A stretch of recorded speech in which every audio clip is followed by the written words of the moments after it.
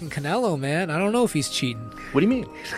I feel like Canelo juices. Canelo, man, I don't know if he's cheating. What do you mean? I feel like Canelo juices. But I'm a Triple G fan, so I'm a say that ahead of time. I just like Triple G. There's a lot of money on the line, and if I could get away with it, I would do it as well. Some tainted beefs. I think, well, he definitely got busted once for something, but it could have been from tainted beef. We don't know. But it also could be that, we should probably leave them the alone and let them do whatever they want to do. Do you want to see Manny Pacquiao fight or not? Right? I want to see him juiced up, fighting at 45 years of age, coming in with a full six-pack, lighting people. Don't talk about is, Canelo. Steroids. Y'all don't talk about that. So we don't know. We really don't know all the fighters he beat. He could have been not clean in a lot of. Especially since, seeing that everybody in his team is on steroids, which means including him. Responsible for the performance-enhancing drugs that are being used by fighters that fought in his gym. Specifically, off the top of my head, you have Canelo Alvarez. Canelo Alvarez had popped for clenbuterol. Fine, in my opinion. Yeah. So I feel like I'm 100% confident in myself. If Canelo was 100% confident in himself, I don't know why he wouldn't fight me. Especially since, seeing that everybody in his team is on steroids, which means including him, so he never got off You the think steroids. steroids. He's on steroids? Of course. Sure. How does five? You saw De La Hoya How do five people out of your camp get tested positive for steroids? Right. You know what I mean? All those fucking dudes in that camp are dirty. Yeah, I seen Eddie Reynoso on my fight, so we made a joke. He said he came to watch me the fight and shit. And then they're like, "Oh, you think he's?" In my head, I'm like, "What do you think Eddie Reynoso's thinking about?" He's like, "Are we gonna fight David Benavidez after seeing this fight?" In his head, Eddie Reynoso was like, "Fuck no, we not fighting him." Yeah, of course. Yeah, honestly, I don't blame Canelo. It's fucked up because there's a lot of money. It's not even about the money. It's not about the money. Yeah, but okay, 100 million, dude. You think you kidding me? The first step when you're a fucking warrior, bro, the only thing you think about is glory. I've never thought about money. I've been smart. I'm negotiating my shit. But it's always a prize, bro. It's always, if I go out there and beat Canelo, bro, I'm a legend. You know what I mean? That I'm gonna live forever in boxing as a legend. That means way more to me than any type of money. And I think that separates you too, David. And I admire that shit about you. I was like that at one point. Now it's like, how much you giving me? Yeah. and not to just bypass him. Shout out to Morrell as well. Yeah, shout out to Morrell. To be accusations about his gym. And the accusations are that people, or at least the implications are, that he is the one that is providing performance-enhancing drugs or is in some way responsible for the performance-enhancing drugs that are being used by fighters that fought in his gym. Specifically, off the top of my head, you have Canelo Alvarez. Canelo Alvarez had popped for clenbuterol 2 times. For Fahim Satur, I'll say that he did it 2 times, even though I think it was for the same fight. But Canelo Alvarez popped dirty for clenbuterol 2 times. You have Luis Nery, who had tested positive, but I think Luis Nery tested positive before he was with Eddie Reynoso. Then you have Ryan Garcia, who popped dirty after he left Eddie Reynoso and went over to Derek James. And then you have Oscar Valdez. Oscar Valdez popped dirty while he was with Eddie Reynoso, but at the time he was still allowed to fight. You also clearly see that you have an issue with the fight that's coming up with Canelo Alvarez and Terrence Crawford, in that you have one guy that tested positive and you have another guy that looks like he's using in order to get up and continue to climb up weight classes. At a certain point in time, and this is something that Rolly Romero has said, certain point in time your body just doesn't do that. At a certain point in time, your body just doesn't do it. I'm 6'2", 200, and should weigh about 210. Closer to 250, but I should weigh about 210. I'm not going to get up. If I was 210 now at 50 years old, I'm not, if by 55 years old, I'm not, the only way I'm going to get up to 260 of muscle is if I'm Crawford are strictly and consistently doing random VADA testing in order to silence each other's fan base and their critics ahead of their showdown this September. Now, despite this being a normal thing, the gravity of this fight brings in more attention to their test results, partly due to the fact that suspicion regarding both men have been up as of lately. Namely, Crawford's sudden bulk and jump to 168 and his close relationship with Snack and Victor Conti, and of course the recent PED scandals being associated with Team Canelo, as well as him once testing positive for clenbuterol 7 years ago due to contaminated meat. With that said, both men have been doing random testing since June and will undergo strict and consistent random tests up until they finally meet next month. Now, it's worth remembering that despite all the recent allegations for Canelo and Crawford, both fighters have been before Canelo's last fight, but then after Canelo's last fight, it seems like it's more 50-50 now. So everything is just the build up for that fight is just going to be absolutely magnetizing. Like that fight, it's garnered so much more buzz after Canelo's last fight, and Bud is Bud. He's one of the greatest fighters in boxing history. He is one of the greatest fighters in boxing history. So it's going to be a fight. It's going to be awesome to watch. Have you sparred any of them?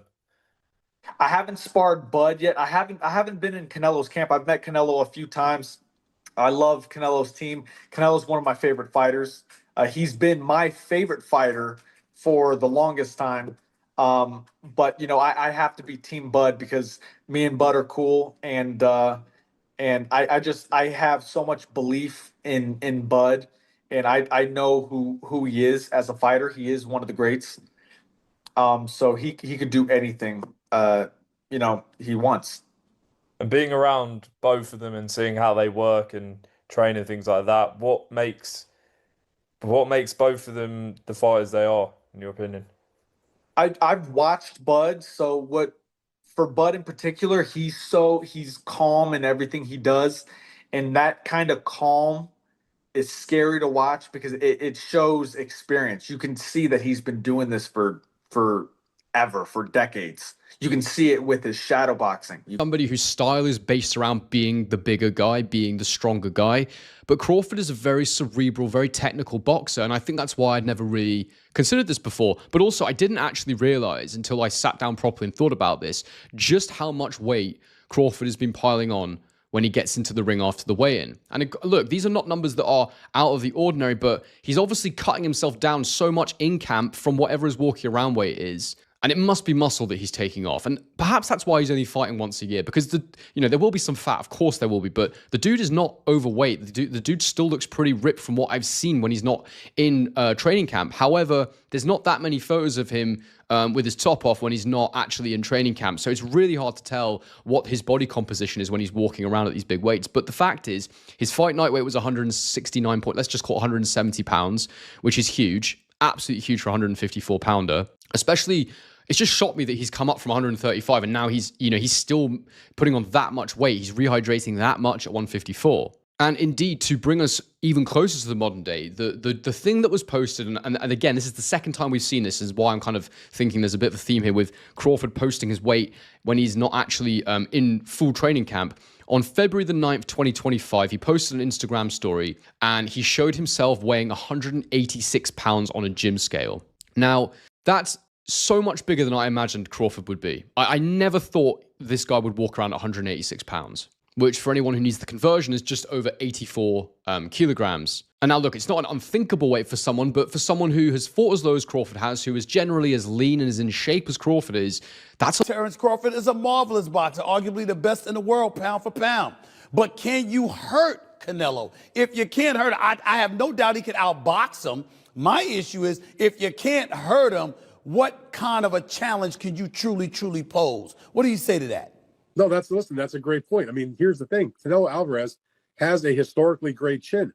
Now, I go way back when he first came to the United States and started boxing, and he found himself on an HBO pay-per-view undercard years and years ago, fighting against the older brother of the great Miguel Cotto. His name was Jose Miguel Cotto, and he had gotten a ton of hype. He had signed with Golden Boy Promotions, and a lot of those of us in the media, and I had seen him a couple of times before that. This is my first time seeing him in person, really paying close attention, and he almost got knocked out in the first round. And I remember Stephen A., all of us looking around at Media Row going, what the heck is this all hype about? This man can't take a shot. He's going to get drilled. He was lucky that the fight was over, that the round was over in round one, or there might have been some much more trouble. Stephen A., that was like, I don't know, 16, 17 years ago. I've never seen him wobbled, rocked, physically, visibly hurt since then. He has an all-time great chin going in the ring with tremendous punchers. Terrence Crawford coming up 2 weight classes, do any damage. Yeah, he's a slick boxer, and he's also a good puncher in the welterweight division, in the junior welterweight division, in the lightweight division. But even at junior middleweight, which is where Terrence Crawford had his most recent fight back in August, when he moved up and he won a world title, he didn't blow the doors off. He fought a very tough, solid opponent named Israel Madrimov. He gave him a good fight. It was very close. Madrimov's people seem to think he might have even been able to edge it out. But if you can't hurt an Israel Madrimov at 154, what the heck are you going to do with Canelo Alvarez, the sturdiest guy in the world, at 168? So that aspect of it is certainly a problem. You mentioned about Charlo. Charlo was there to get his check. I know one thing about Terrence Crawford. He's not going to just come to turn up to get the check. He'll at least try. And Charlo, I don't think really. I lean more towards Canelo because, like I said before, he been putting big guys out and down. And Canelo not even really a 68 pounder. He probably really should be at 60 maybe. And he been hurting these guys. I think he be dropping these guys and things like that. So, and them guys be way bigger than him come fight night. I know that for sure. They be probably close to 200 pounds, and he dropping those guys like that. So, I don't know. It's gonna be a great fight. The fans want to see it. So, so be it. I think Crawford should take a warm up fight. At like 60 or like at least at 60, just to get his body, the feeling of somebody a little bit bigger, and things like that. I know when you go up a weight, you gotta, develop that power and not develop the power, but like put that muscle on and be heavier and things like that. So he might not want to take a fight because he's trying to build up right now. But I think he should just to stay sharp and that way he don't have like a 30-year-old for a 30-year-old. Right? You remember, your body grows. Men's body can grow in height and length up until to the extreme in your 20s. By the time you're 20, your height and all that stuff is there, right? Your height and your length. In your mid-20s, by the time you're 29, your musculature is pretty much there. It gets harder to gain and put on muscle after 30. So Canelo Alvarez is about to fight a guy that is going to put on 20 pounds. What up, everybody? It's your boy MC from MCTV. I wouldn't be surprised if Canelo Alvarez is on steroids right now as we speak and is going to be fully juiced with something that hasn't even hit the market yet. Think about it. He's pretty much a billionaire. He has access. Typically fighters, they don't want to say who they want to go for because, they don't want to be biased. Yeah. And much respect to Canelo, but I'm going Bud. Is there a particular reason why? Like, you're a guy that's moved up in weight, so you know exactly what it feels like to get hit by these bigger guys.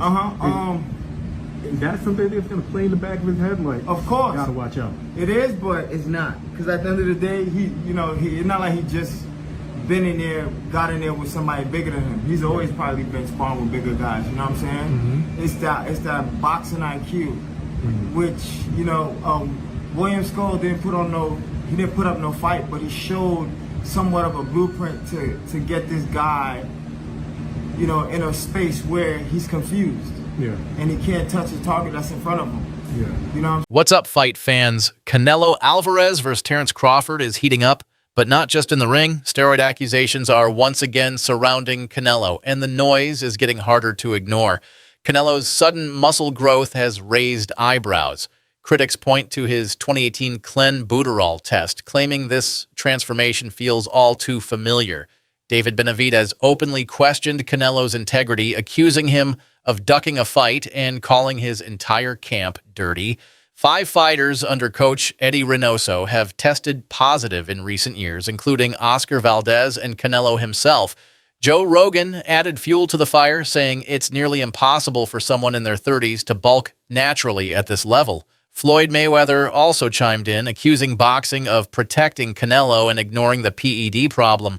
But Crawford isn't immune to suspicion either. His move up in weight has been dramatic. At one point, he weighed in at 86 pounds during training. Some believe his partnership with Snack and Victor Conte, known for PED scandals in the past, raises legitimate concerns. Both fighters have agreed to random VADA testing through training camp to calm the public and satisfy critics.